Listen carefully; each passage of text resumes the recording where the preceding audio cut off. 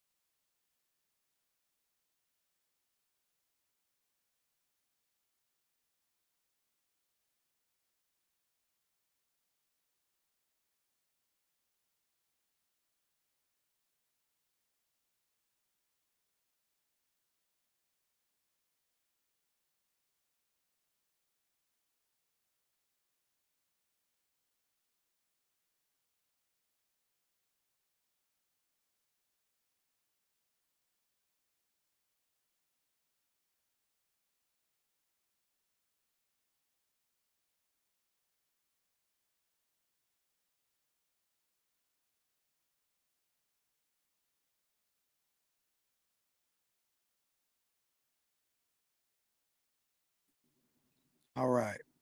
All right. Can y'all hear me? Let me know if y'all can hear me. Sorry about that. Are we good? Anybody, let me know. Let me know.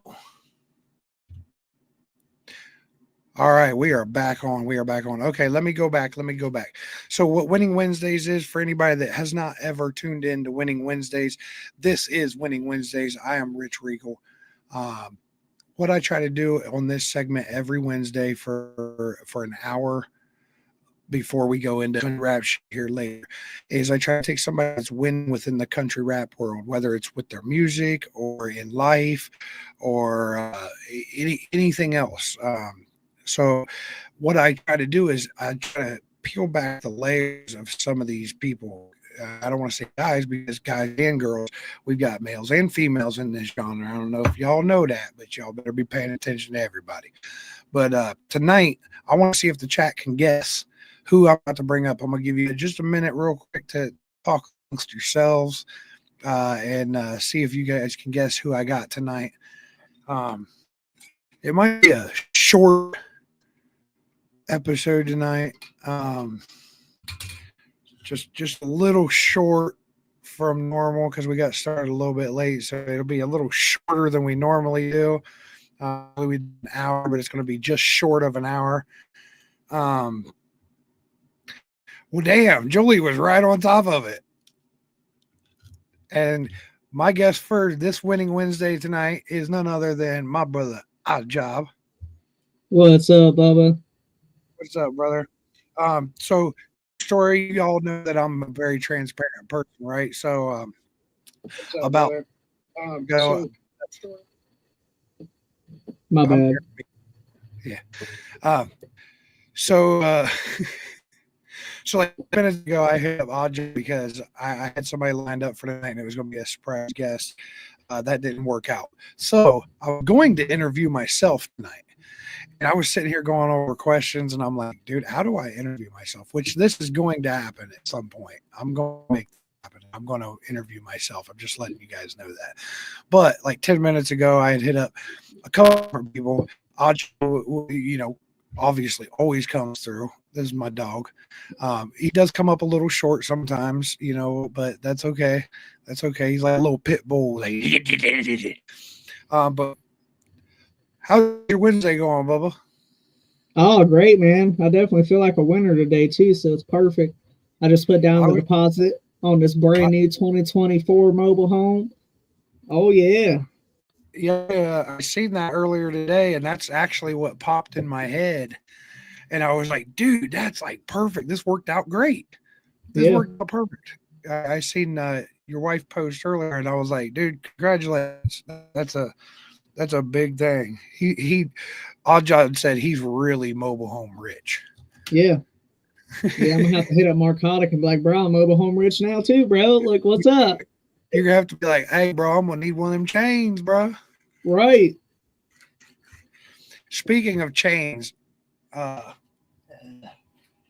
only gonna give you guys a little glimpse of this. You guys, most people won't get to see it till this weekend. Oh, we almost got a glimpse of it. But this weekend I'll be unveiling. Oh, it's backwards. But regardless. Oh, there we go. Got that ice, but that's all you get. That's all the look you get, right? That's it. And I got some other special. I said the other day on my live, I said I've got something that I'm going to announce / present to everyone this weekend at the show that I will never be able to present like this ever again in history. This will be a one-time thing. After I present this one thing, I can never present this particular thing ever again. And it's a surprise to everybody. Job don't know. Even the people on my team right now don't even know what's about to happen this weekend. So if you're anywhere in the Central Ohio area, you get out to Mount Vernon. I got a job. We got Zilla Gorilla coming up. We just added some artists. We got B&8 coming down. We got Drewby coming over. Shot Crew's throwing it down. We got a whole plethora of artists. It's going to be pretty crazy. Rico Rels, one of the Mount Vernon goats, this is going to be a really cool show. I actually talked to a couple of friends of mine that I used to do music with back in the day. We did a lot of shows together. And they're supposed to pull up too. They're not coming to perform. They're just coming to show some love to us. I'm not going to put their names out there, but it's going to be a little bit of a star-studded event this weekend there in Mount Vernon, and we're all going to be legends because we're going to be at Legends. When we come into Cincinnati, I don't think we have anything booked in Cincinnati right now. I'm literally booked on pretty much every weekend till like December right now. So we got a lot going on. We got a lot of big announcements coming. But we're gonna get right into it. I got questions for my man here. Let's just start it off with the most cliche country rap question I think I could ask. And it is, how did you end up in country rap? Oh, it's kind of a tough story, but not really. All right. So obviously when I was like 14, 15, I started recording, doing like normal basic hip hop rap, trap rap. Obviously, that's what everybody does, Exactly. Like everybody just starts recording at like 14 or 15, Yeah, typical stuff. But like, which actually back then, I used to be a hype man mainly. Like I recorded music, but I didn't put anything out. I used to hype for Rico. I used to hype for my buddy Twizzy, another old group, Critical Minds. They're not around anymore. But I was mainly a hype man. Critical Minds. I haven't heard that name in forever, bro. Them with the bros. They're the ones that brought me to Mount Vernon the first time I was over there, and the bar that we were in is now torn down. Banana Joe's. Yeah, that was it. That's where my story started. Yeah, we performed right in the middle of the floor, right there in the middle. It wasn't even a club. There was no stage. It was just you was there, and they had really loud, shitty speakers, and but it was awesome. It was awesome. Mount Vernon showed us a lot of them. Yeah. Mercy is actually the one that married me and my wife. He's a pastor and everything now. He still does music. He does the Christian hip hop, and it's fire. I'm normally not that deep into Christian hip hop, but Mercy's still Mercy. It's just, different context now. But like I grew up on a 90-acre homestead, and my buddy used to always play guitar, make me freestyle over his guitar and shit. And I don't know, I never, like, back then being country wasn't cool. Like you couldn't show your countryside in music. It wasn't cool. Well, I quit doing music for about 3 years. Right. I quit for about 3-4 years, and that friend that I used to freestyle over, he committed suicide, which is why I got the Ruger on my face. That's for him. But he always told me, he's like, man, if you mix that country in there, you could go places. around the time he was telling me that was, you know, Up Church started getting real big, country rap was starting to blossom. So like, as kind of like an honor thing for him, I decided to give it a try. I did Out the Mud with Leroy, and it just kind of went. Like, that was the first song I ever got any static on. It did way better than all my old music, and I was just like, well, fuck. Maybe he was right. Maybe being country's cool, you know, like, and it's just a lot easier. Oh yeah, we got us another banger coming here soon. Hell yeah! So that's how you got started. So what kind of? Give me some story. You said you grew up on a big homestead. How many acres did you say? It was originally 98 before it just got sold. About 2 months ago, it was 90. Okay, so you grew up on a big homestead. Yeah. What is the craziest shit that happened while with your time living on the homestead? What was the craziest shit that you've seen or experienced or whatever? Well, I mean, there's a couple things. We had a guy steal a brand new GT Mustang from Newark one time, and we were like outskirts of Utica, right? So he was taking all these back roads and ended up ramping off of like one of our big fields, bro. Is like a drop off. It's like a half pipe, and he fucking missed the stop sign because the road dead ends there, and fucking ramped into our tree, bro, and was literally like 100 feet up in the top of our fucking tree. And this motherfucker crawled out, broken legs, broken spine, made it like 3 miles down the roads where the fucking sheriff found him. And I might or might not have took the stereo out of that car while it was in the tree. It might or might not have happened. If that ain't hood Billy shit, I don't even. It was a real nice boat. Okay. It was real nice. Another common thing happened almost every year. You know, we always went mushroom hunting. Fucking, I think when I was about 14, we were pulling up to one of our patches. We always knew the patches on the farm, you know. And there's like fucking 15 turkeys, dude, just fucking going at this patch. I'm in the back of my uncle's fucking 2500 HD, you know, in the bed. And this motherfucker jumps out of the truck while it's still going. It's still in drive. It's still rolling right towards the tree line. Grabs a fucking log. And when I mean a log, I mean it was like half a fucking tree, dude. Picks this motherfucker up, runs at the turkeys, throws it, and killed 3 of them sons of bitches with that fucking log, but also destroyed all the mushrooms because it rolled over the patch. But it was pretty cool. Whoa. That's like redneck at its finest, you know what I'm saying? Like I was like, what the fuck? Hey, give me 2 seconds. Somebody just pulled up to my house and nobody comes to my house. So give me just 2 seconds. Yeah, you're good, bub. I'll hold it down. Chat, give him hell. I'm just now looking at the comments. What's up, everybody? What's up, Gary? Everybody else, I'm horrible at reading comments, but I'm here. But like I was telling him, yeah, we had a lot of fucked up shit, funny shit happen on our farm. We used to be part of the haunted forest that used to be in the Newark area way back in the day. Now, this was a little bit before my time. It kind of ended when I was about 6 or 7.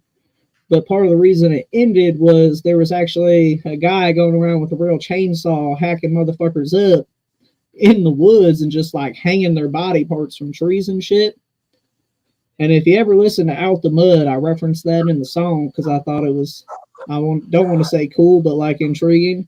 So I referenced that shit in my song.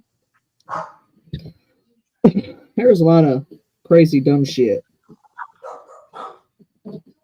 You have a good night, Eric. We appreciate you popping in. Rosie, yes, ma'am.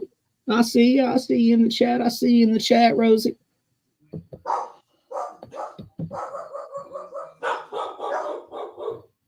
Oh, we got puppy dogs barking.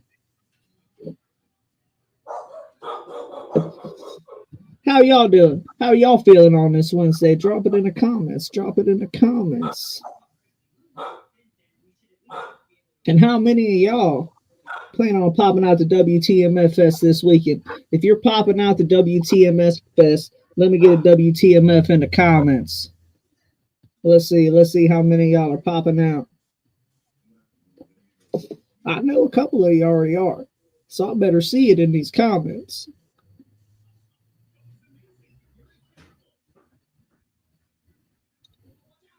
Whoa, we don't do none of that around here, Uncle Drew. Nicotine. Nicotine and alcohol is about all our job does.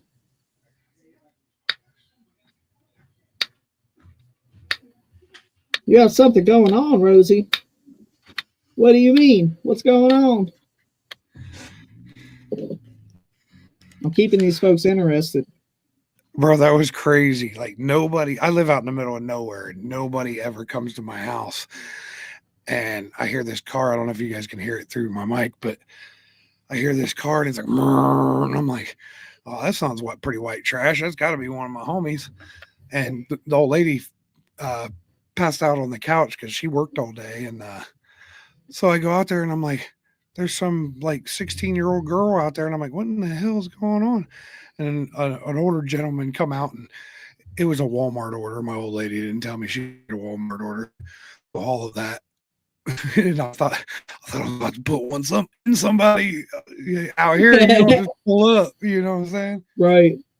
But I gotta warn my old lady about that. Like, we'll be going to a show, we'll be on some back ass road, and she'll be like, "Oh, I missed my turn. I'm gonna turn around in this driveway." I'm like, "Baby, I know you're not from the sticks, but like in my neck of the woods, you don't just pull on a random ass driveway. Like, don't do it. You don't know what's gonna happen. Someone can come out that door with a 12 gauge. Like, who the fuck are you?" Yeah, like who the fuck is just in time? I want to see a little guy with a pocket full of shrooms. Oh, what's up? WTMF? That's what's up. Shout out Shot Crew. Shout out Zilla Gorilla. We got Zilla Gorilla coming up this weekend. He hasn't been back to Ohio since the big floppy festival that we did. We did this festival, and y'all know I don't really talk shit about people, but it was the worst flop I've ever seen in my life. This dude, I tried to tell this dude forever, not Zilla Gorilla. I tried to tell this promoter forever and ever. I was like, dude, you're sinking money into stuff that you don't need to sink money in. You're promising money to people that you can't promise to them, and booked a hell of a lineup, ton of artists, rented an SL100 stage, the biggest sound, and like he rented a sound guy that I know, and he's not cheap. He's one of the best in the business, along with his stage and everything, and it completely flopped. Needless to say, there was a lot of pissed off people. I may or may not have had to kick in a camper door to get paid, but I didn't have to kick it in, luckily, but we had to beat it down a little bit. But we got it. But Zilla came up. That was the first time I got to meet him personally. And Zilla is one of the coolest people I've met. Like I guarantee you, he's one of my long lost cousins. Like I guarantee it. Like he's white trash as all get out. He's a professional piercer. And he's really, really good at what he does. He takes a lot of pride in what he does. And as a matter of fact, I'll go ahead and announce now that Zilla Gorilla is going to be my guest for next week, so we can recap the show and see what he has to say about being here in Ohio. Hell yeah. He paid nobody. Well, I got mine. I wasn't leaving until I got some. But yeah, it was bad, man. And then the dude ended up selling everything he had and moved to Florida. He was a real piece of promoter. And like I said, everybody knows I don't talk too much shit about people, but that dude was a piece of shit. And I can't remember his name. That's how much of a piece of shit he was. Fuck that dude. My first promoter I ever worked with back in the Banana Joe's days was a little bit of a piece of shit. We found out we were bringing a lot more money than we thought, and we was getting skimmed pretty bad. See, and that's what I try to do. If people are going to sell, it's obviously, and I spoke about this on my live earlier that I was going to talk about this tonight. Buy-ons. I'm not going to go real deep into it. I'm going to be doing a video on this. A lot of people are against buy-ons, but here's the thing: buy-ons. When you're kind of proving yourself to a promoter, and I wouldn't say proving yourself, but kind of, usually you have to have money up front. You pay for your tickets, and then you get a certain amount of tickets if it's a good promoter. And I'm not going to say good promoter, bad promoter. Some promoters just do it a different way, and it works. But me personally, I usually try to give extra tickets for the artist to make some money. And you don't have to do that because we are creating a good environment and a platform for these artists to stand on to from the work that we've done to reach new audiences. That's the whole thing. That's what. So I paid thousands to get on many shows. Some of them were more than I paid $2,000 to get on a show twice, more than twice. I've paid $1,000 many times, and I made my money back, and I usually made profit because I work the system in a respectful way. I do everything in a respectful way. So,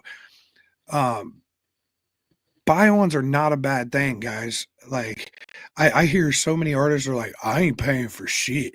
I ain't paying for nothing. You're not really paying for it if you're getting something to compensate.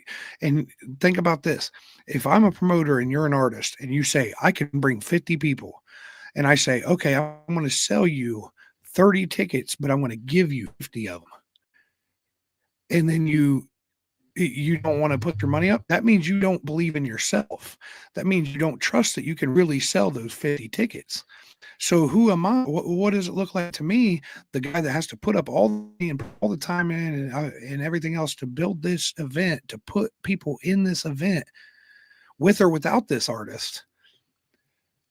What does that do to me? That leaves me in the gamble. Well, I'm not going to gamble. You should be gambling whether or not you believe in yourself. I believed in myself on my first 2 paid gigs. It was $1,500 per show. I handed over $3,000. I walked out of both of them shows dull between the extra tickets that I got and the merch that I sold. And then after the second show, I landed myself a job being the stage manager. Then after 3 shows, I landed myself a job as the head booking agent for CEG and Alrosa Villa. That was in a course of 6 months to a year. I landed all these jobs off of paying that money. That's what we literally, me and Justin have done it a bunch of times. I do it every single time. I rent the venue. This weekend, I rented the venue. I got it lined up thanks to Odd Job and Rico Rails, everybody that together me the connection and brought my reputation and what we bring and our sound and lighting in, and we build the show from the ground up. Half the time we build the stage. Literally, we bring in half of the stage and enough staging to build a whole stage pretty much. So we're literally building these shows from the ground up. And on this one in particular, I'm the headliner, and I'm not a headline artist. I like to be in the pocket before headliner. That's where I like to be. That's my comfort zone. I'm a great booster. I'm a great direct support. That's what I've built myself to be. And Odd Job is the same way. He understands, and a lot of these artists don't understand that there's times to be the king and times to not be the king. That's just what it is. And I don't like being the king, so I try to make our shows as equal as possible. That's just how it needs to be. For all the artists get something. Yes, some artists may go a little bit earlier, and there's different scenarios that put you in those positions. It's not always just about how many tickets you sold. It's not always about this or that. There's a lot of factors that go into this. And anybody that's thrown 1,800 shows can contest that with me. If you haven't thrown 1,800 shows and probably at least 12 to 1,300 of those shows have been successful, then I don't want to hear I'm not buying on. I'm not paying, because it's not buying on. It's not paying to play. And after the first couple of times, usually you build a repertoire with that promoter, and then you don't have to have any of them. A lot of the times, a lot of the artists I work with, I'm like, yeah, bro, just bring it the night of. I trust you. But you have to show these people that, you can't walk into a car lot and be like, hey, I'll pay you for this, and just drive off in a car. Nah, bro, that's not how this works. Plus, this is like college. You pay to go to college. When you come to my shows, you're going to learn something. I want to teach you something, and hopefully I learn something by the end of the night. I will push to try to learn something, because I learned something from every single artist that steps on the stages of a WTMF Presents event. Every time, I always learn something. And hopefully all these artists are learning something too. And I see artists like Odd Job, Zilla Gorilla, Parkway JB, Chop Easy, all these artists that are coming up right now. I'm watching them learn, and they're learning the right ways. They're learning the wrong ways. They're learning how they need to get, because every artist is going to do this a little bit different. There's not a set code of how to do this. There are set rules, and then there's a lot of other factors. We'll say that. What is the mobile smoke? That's homie, Adam Fugate. If you remember back in the day, I had a mascot. We'll call it a mascot because he was a mascot, named Ricky Ronnie. Full mask and everything. That was Adam. He went into the smoke shop business, and he had an event center and a smoke shop for the last few years. We actually did our meet and greet 2 years ago there. It was awesome. Although Michigan beat us that day like that. But he just started a mobile smoke shop, so he's going to pop out front. He's got all your smoking accessories and then some. He's got a bunch of different stuff. He's got everything from candy bars to, I mean, in regular candy bars and stuff like that. He's got everything. You need vapes. You at the club, you drunk, you set your vape down, you lost it. Oh, well, you can come out and get them. And he's got them for the low. That's all I'm saying. But we're going to get back to the thing, because I got on a rant about the buy-ons, because I want to talk about that tonight. I'm not a rapper. I'm learning some ish. It's important, though. Jack, I appreciate you, bro. All right. I got a list of questions that I through the week, I usually just sit there and I'll think of a question and I'll put it down, and I'll use stuff here and there all over the place. Was there ever a moment, Odd Job, where you doubted mixing the country and rap?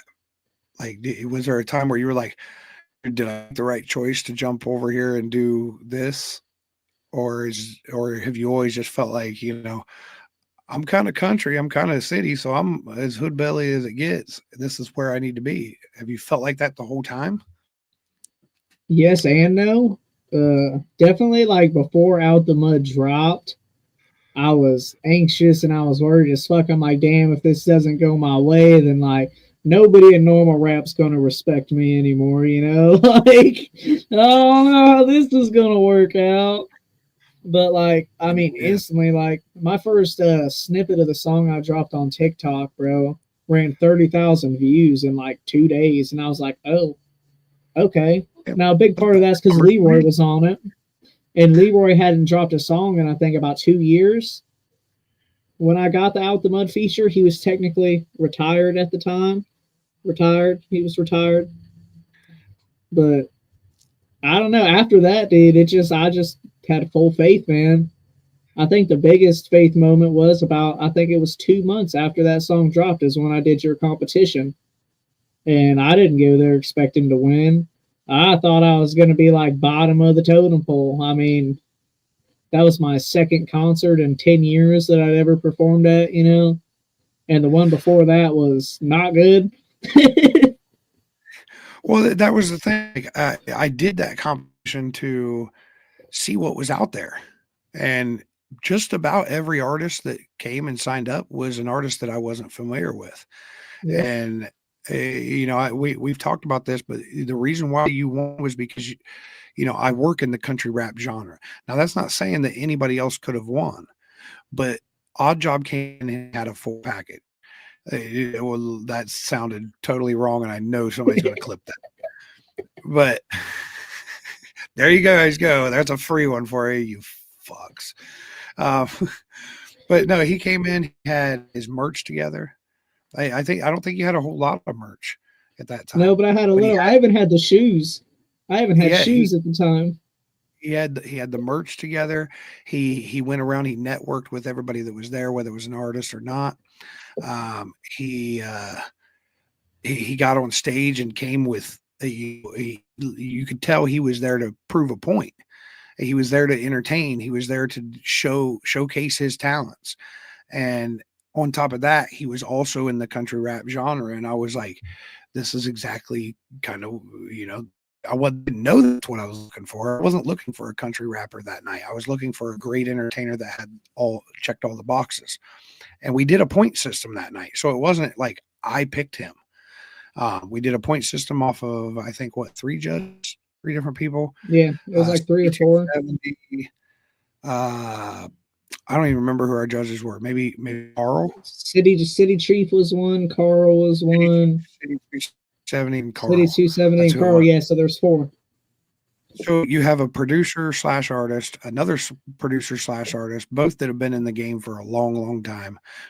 One's a country rapper, one's a straight rapper, and then you have Carl that's been a promoter for many years. So you had 3 different perspectives. Odd job checked the boxes. It just so happens he was a country rapper. And what did it for me was when I seen him do outlaw shit. And still to this day, that's my favorite song that you do.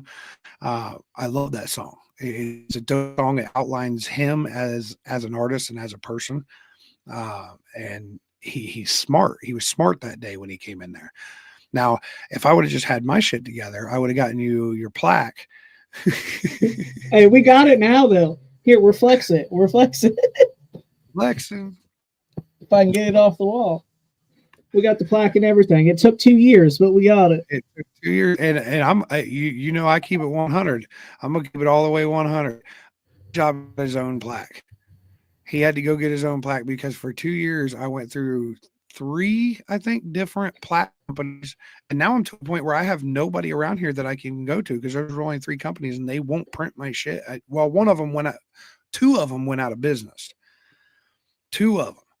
The third one didn't go out of business. They just bullshitted me until I gave up. That baby came from Amazon. It was real nice. Now, Rich did give me the money for it. I did order it, but he paid me back for it and threw me some extra on top. So we got to give him the credit there. Okay. Yeah, I can't let my dude go out like that. But I'm just glad we got it taken care of. And I'm glad that you understood that that was a fucking shit show. And here's the thing. I used to do plaques for kinds of stuff. I used to have the baddest mofo award that I would take on to every show, and I would announce at the beginning of the show if it was a WTMF presents. We got 33 viewers. Shout out 33 Thredo. But I would tell people at the beginning of the show, I'd be like, look, throughout the night, I'm gonna be watching y'all. My people is gonna be watching y'all. I want to know who the baddest motherfucker in here is. Like that means who's getting crunk, who's vibing with the artist the most, who's getting the other people hyped up for the artist. And somebody would win that plaque every night. But now I don't even have a plaque person. I need to just go on Amazon and order some of these bitches and get them going. That's what I'm gonna do. We're gonna get. I feel like that's part of the problem. I feel like Amazon and all the companies online have kind of killed the local trophy / plaque shops. Like we had one in Mount Vernon my whole life, and that bitch just closed down about 1.5 years ago because nobody goes there. Everybody orders their softball things and everything else online now. Yep. Yeah, it's crazy, man. Like crazy. I did find out about another place here locally that I didn't know did plaques and stuff.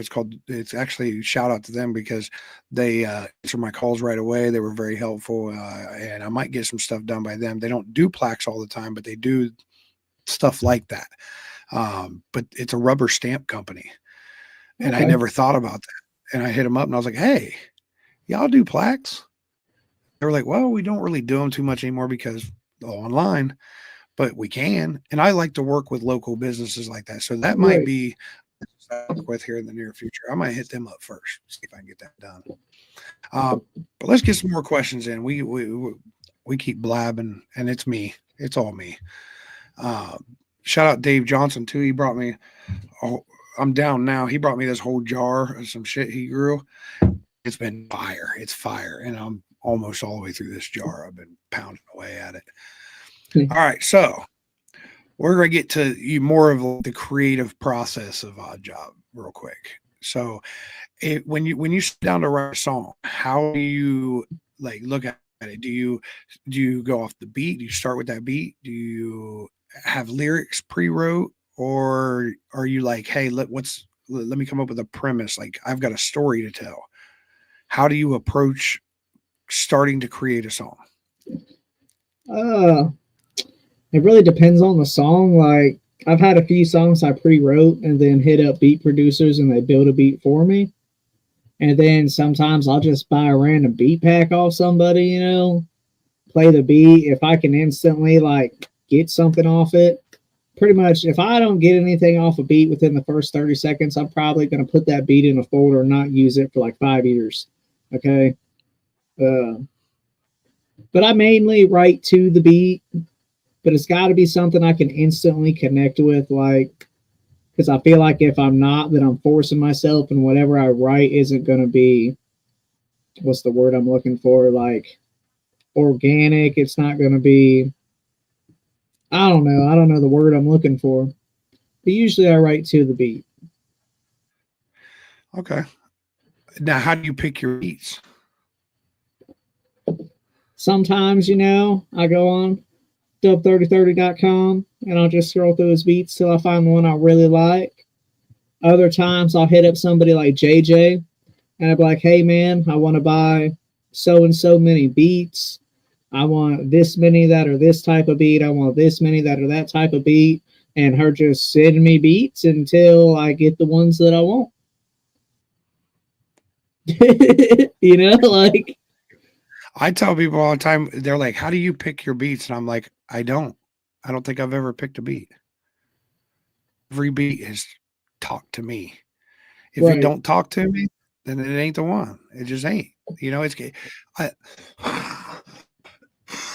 I tell people, to me, the beat is like, say you're going out and you're going out to meet a woman. She's going to speak to you without saying a word. The right one is. You know what I'm saying? And the wrong one's going to speak to you without saying a word. It's the same thing. It's like picking a woman, because now you're taking that beat and you're making a commitment there. You know what I'm saying? Like, or if you're a female artist, it's like picking a man or woman, either way. But you're getting into bed with this beat. You know, this beat is the soul and the structure of that next project. So you have to have commitment. If you don't have that vibe, that if you don't just feel it right off the rip. And I always know when I hear the intro into the transition into the hook, if I can automatically catch the melody and something, and I start automatically putting lyrics to it, oh, that's probably the one, because I'm already vibing with it. Are you talking about the Whispering Eye? I'm just done with you already, Shot Crew. Speaking of Shot Crew, we got a special thing. We're going to open up the show with Buckshot Beasy. If you guys ain't familiar with Buckshot Beasy as the comedian, he is fucking hilarious. If you've seen any of the reels I've been posting and stuff, that's Buckshot. He is hilarious. So he's going to open up the show and do some comedy for you guys, and maybe a couple of his solo songs, just to get things warmed up. Oh yeah, we added Sloosh too. Sloosh is coming out. He's coming down. Kobe Tyson. We added to the lineup pretty good. There was people like Drewby. I didn't even reach out to Drewby, and I felt like total shit, because I was like, dude, Drewby should be at the WTMF Fest. Why is Drewby not on this? And I was thinking, man, did I hit him up? And maybe he had something going on. So I hit him up this morning, actually, and I was like, bro, did I hit you up about this? And he was like, nah. And I'm like, why didn't you say something? Like, why would you not be on this? Like, get your shit. Come on. And then Colby Tyson hit me up. If you guys don't know Colby Tyson, make sure you go check him out. He's a dope artist. He's an up and comer. He's eccentric. He's definitely eccentric. But I kind of like that. I like things that are a little bit different and artists that are a little bit different.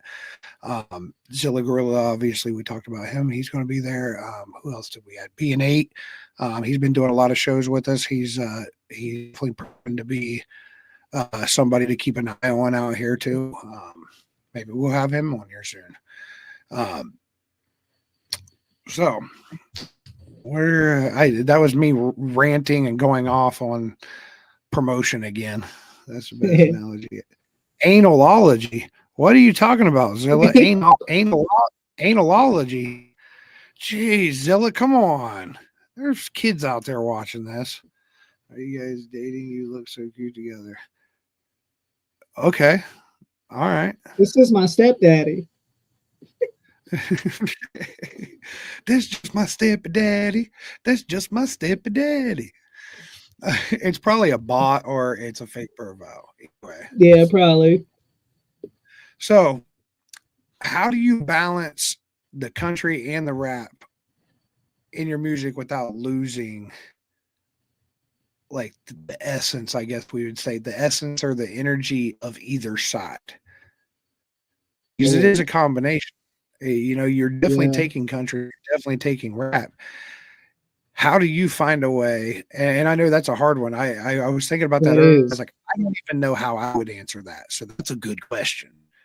Like, that's a good question I feel like to ask, because I don't know how I would answer that. So I'm leaving it up to you to answer that. That is a tough one. I'd say, like, pretty much if I don't have something country in like every third or fourth bar, then it's back to the drawing board. You know, because like, especially like where I'm from, like the country I grew up in, like there's a lot of hustlers out there, you know, like people have this conception that country is just this one standard thing, but like there's some trap and country parts out there, you know what I'm saying? Like all the surrounding farms, everybody around me, everybody either grew dope on the side, brewed moonshine, you know, there were some shake and bakers out there, but everybody was getting some extra money some way or another. You know what I'm saying? Yeah. Them Amish sheds, them like 20 by 40s and shit, and have a whole fucking, they be out here fucking cooking, boy, like crazy. And that's what's crazy too. I've had friends that only, you know, grew up in the hood, like they never seen anything outside the inner city, that have come out to, you know, some of the different places that I've lived and stuff, and they're like, bro, this is just like the hood but with trees and shit. Exactly. Like, I try to tell that to people all the time. They're like, what? I mean, that's hood. That's that hoodbilly shit, you know, just like white trash mofo. You know, they said that that's all we'd ever be, but bro, you just bought your first place. Like, I don't know if it's your first place. I don't know if you own the place you're in now, but you just bought you a crib. Like, so yeah, if that's what the definition of being a hoodbilly motherfucker, then yeah, you damn right. You own your own house. You work, you do what you can do. You got people that look to you for guidance. Your fans and your supporters look to you. You know, a lot of people can't say that stuff. Just because we're not sitting here making millions and millions of dollars or making millions and millions of streams or anything like that. If you, in your music and your life, touches one person that's following you, you already won. Nobody can say shit. They can say we're dating all they want. I don't give a fuck, because we help people, but I'm not dating no man. It's not happening. There's your next clip. You guys can have that too. You can have that. Every bit of it. I just get on the microphone and spit my accent and my terminology make for everything. That's real talk, Zilla. Like, even though the first time I heard you, you didn't really do anything like what I've heard recently. You were doing more of the horrorcore type style, you know, but your accent made it country, and I was like, that's a cool combination. That's pretty cool. You still making it? You making songs? Yep, all of us are making songs. Have you ever had a song that didn't make a cut but ended up being something that the fans loved? By not making the cut, do you mean like I never put it out? Like you didn't want, like it almost didn't make the cut. Like you were like, man, I don't know, bro. Because I've got that one that I was like, nah, bro, I don't know, man. They're gonna run me for this, and it didn't. It actually went exactly the opposite direction, and everybody loved that one. Have you ever had one like that? Kinda, and I still haven't put it out, but like when I go do the shows, I've performed it at a lot of shows. I catch like everybody that's seen me before sings the fucking song, and that's Party On. I still haven't dropped it just because I'm too lazy to re-record it. Like the version I play at the shows was literally the rough recording that I just do a little bit of EQ and compression on. I've never put the So song you out, feel but people fucking love it. song? Do you Huh? feel like when you made it, did you feel like it was a strong song? Like did you feel No, like that was something not that at they were gonna all. like? If I they was like just, it, I'm challenging you. You got 1 week to get it re-recorded. oh man, I'm 1 doing week it this re-record it, weekend too. re-record that thing and get it mixed and mastered and put that bitch out. I Because if the should. people like it, I've been saying I was going to for a year now, and I still haven't done it. Every time I write a new song, I want to get the new song done, and that one's just been on the back burner. But I have noticed like people love it, and I really wrote it as a filler song. When I thought I was going to put out an album, which I still haven't done, never dropped an album, all singles. It was one of my filler songs for the album, and it's kind of like an early 2000s vibe, but like not even rap really. It's kind of like that. I don't want to say rock, but kind of rocky, you know? Like, I don't know. It's just a different song. It's different than everything else I do. And people fucking love it. I even kind of singed on it a little bit, and we both know I can't sing. I ain't got no singing in me. But, like, the hook's kind of singy, and people fucking love it. I don't know. It's mainly about smoking weed and drinking liquor and partying on the weekends, so that's probably why. Duh. I mean, that's what people want to hear, bro. You know what I'm saying? You know what I'm saying? So the song I was referring to, can you guess which song it was? Looking for Love. Yeah, absolutely. Absolutely. I That's one of went my favorites. back and forth. I was like, bro, they're not gonna like it. They're not gonna like it. They're gonna hate it. They're gonna hate it. And I put it out, and that's one of my songs today. And I never get to perform it because I'm always doing shorter sets. And when I do a short set, I want to give them all the energy that I can. But every time I get to perform that, I mean, you've been in the room, like it's bone chilling. Like when you hear the crowd do that song, and as an artist, that's an anthem for us artists that were told that we couldn't make it. And to hear so many people out there late, and I was like, dude, I really thought everybody was going to hate that motherfucker. And now, if I would have never dropped it, that's why I'm telling you, if they already like what you did, you got 1 week, record it. Oh man, but I gotta move this week. Well, so tell me, before I pack my studio up, I gotta record it. This is called artist development. All right. You got 1 week, get it recorded. All right. At least recorded. You don't have to have it mixed and mastered in a week. Get it recorded. That's going to take you. You get off here tonight and you can record it tonight. You already know the song. That's true. That's true. I'm just saying. That's what we're here to do. We're here to motivate. So, it's winning Wednesdays. It's winning Wednesdays. We're winning. Tell them, Zilla. Tell them, chat. Get that thing recorded. You got 1 week. I'm holding you accountable. Next Wednesday, I'm going to have Zilla Gorilla on here. So next week, we're going to tap in with you and make sure you got this song recorded. Bet. I got it. It just so happened you happened to be moving this week. That sucks. It's all good. It's all good. The studio is going to be one of the last things to come down anyways, because I don't want to have to pull all this fucking soundproofing off the wall and shit. I got to get on a ladder and everything because I'm so short. I feel that. Actually, I don't. I've never been that short. I was that short when I was like 7.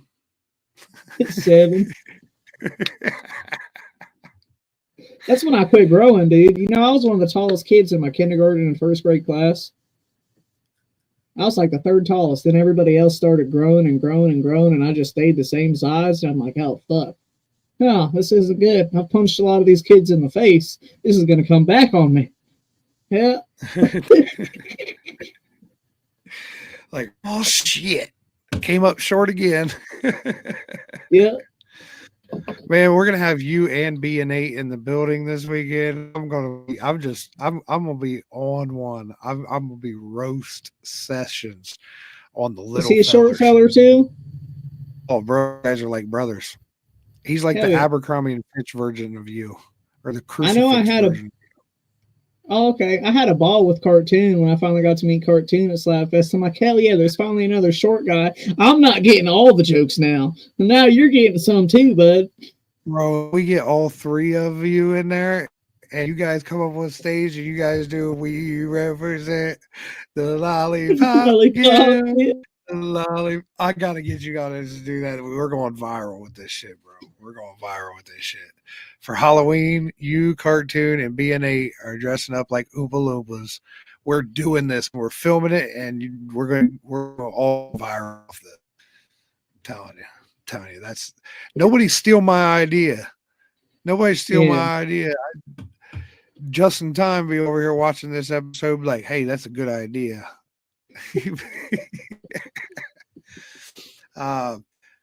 Where was I at? Where was I? Okay, so obviously, country rap is considered in a. I don't know statistically if this is true, so don't quote me, but and from what I've seen, this seems to be true.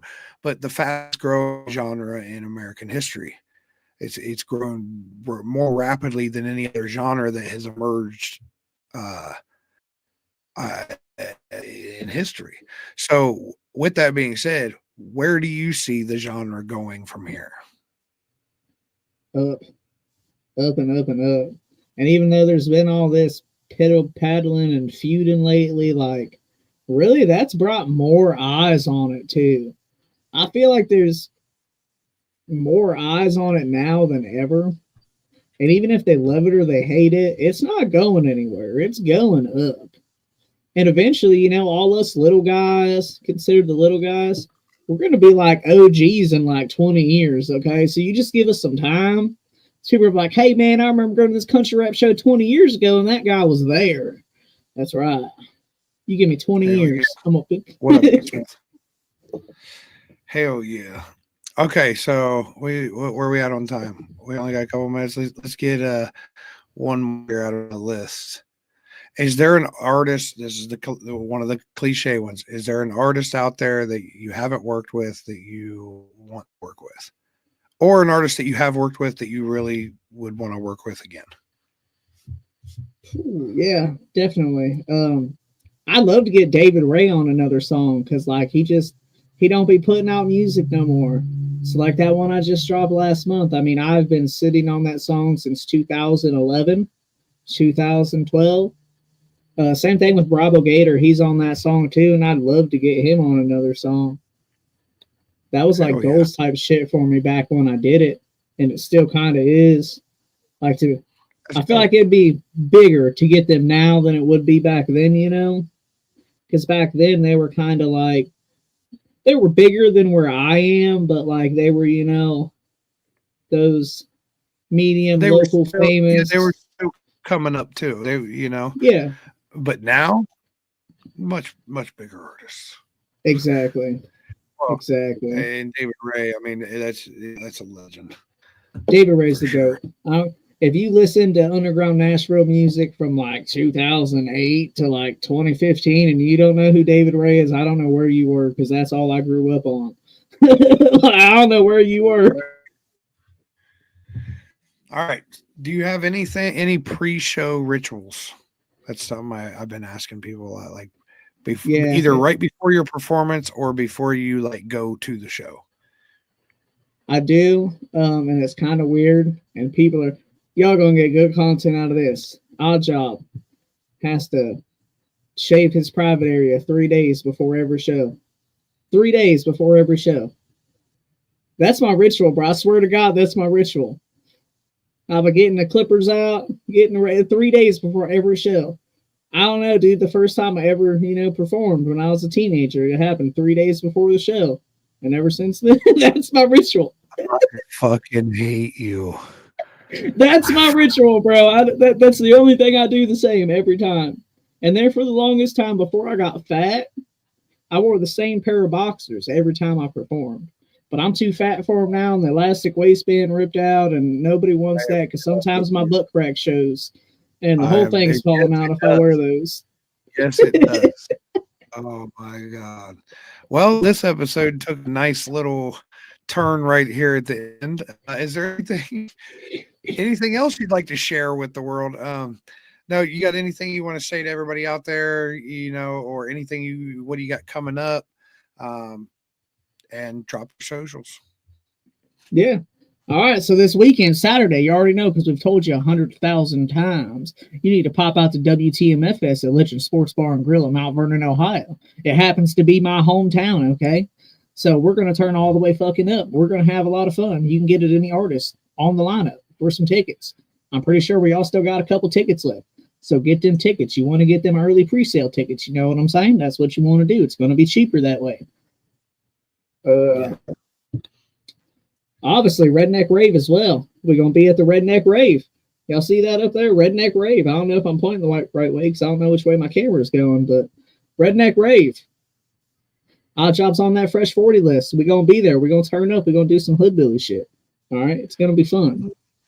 Shit. And y'all can follow me at Dustin Odd Job Butcher on the Facebook, Odd Job the Man on Instagram, Odd Job on YouTube or any other fucking music platform. That's where you'll find me. Yeah, it's not hard to overlook him. Overlook him. I'm the biggest, littlest country rapper alive. I claimed the title. I've met all the other short guys. I win by default. I've met them all. I'm the shortest. Have you met B&8? I haven't. No, I haven't met him yet, but I'm pretty sure I'm shorter. He commented. He said the two shortest country rappers should do a song. I mean, I vote for that. I'm down. I'd like to see B&8 and Odd Job do a song. Odd Job is down to work with pretty much any artist. I'm not, one of those stuck-up guys that's going to be like, give me $1,000 and I'll give you a feature. No, I'm open to working with anybody. I am. Give me $1,000. I ain't touching I'll give you 1,000 ramens. That's a good deal. That's like $100. But if we were in prison, that's a fortune. Oh, bro, if we were in prison, we're eating good for the way you've been eating, we'll be eating good for like 3 days. Yeah, that's true. I feel it though. All right, y'all. This was Winning Wednesday. I know Odd Job has family. He has to be daddy, husband duty because he's a proud new homeowner. Getting ready for that move, bro. No, for real, congratulations. Tell the wife congratulations. I'm proud of y'all. Keep doing what you're doing. Thank you. We'll see y'all Saturday. I'm gonna take us out with my single "Don't You Worry" with Colt Montgomery, and country rap shit will be tuning in here in just a little bit, y'all. Shout out to Odd Job. Odd Job, Thank the you man. for having me, bud. Yeah. I've been riding down these dirty back roads with the jar of shine and something rules. My nuts swing bigger than the heat that it got in the center console. Don't make me tell the preacher man to get another Turn up, casket Mo. for his land. Let's go. If you really Let's blow this want to chat up taste real my quick before we get out of here, y'all. don't Let's go. worry Country rap about shit. it, I'll Winning stand Wednesdays. rolling down these dirty back roads, nuts swinging. Don't you worry about whether I've been smoking or drinking.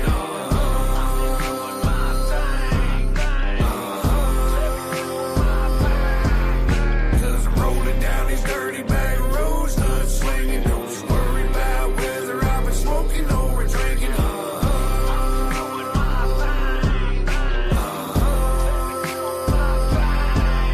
You can catch me in my truck, get loaded. 2 beers in the back, just exploded. Cause so damn cold, and I just keep on rolling. Ohio pine, I'm holding. Shotgun in the back glass, cause I'm never folding. You should leave me alone. Don't you hit up my phone. I'm just doing my thing. Don't you get me out my zone. Rolling cone after cone. Yeah, the kush is my cologne. I'm just riding all alone. Y'all can sit on my throne. And I'm rolling down these dirty back roads, nuts swinging. Don't you worry about whether I've been smoking or drinking.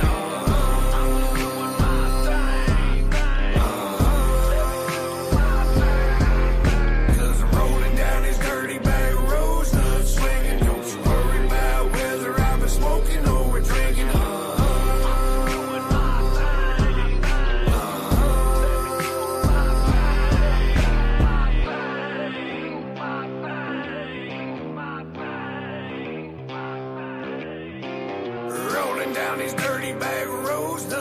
swinging. Don't you worry about whether I've been smoking or drinking. Cause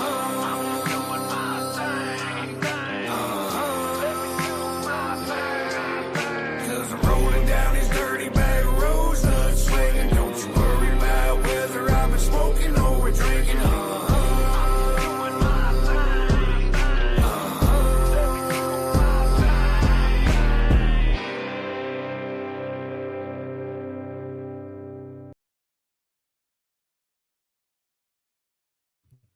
All right, y'all. That is Winning Wednesdays. I appreciate you, and shout out to Odd Job for coming on. Thank y'all for all the love in the chat. And that's it for tonight. We out.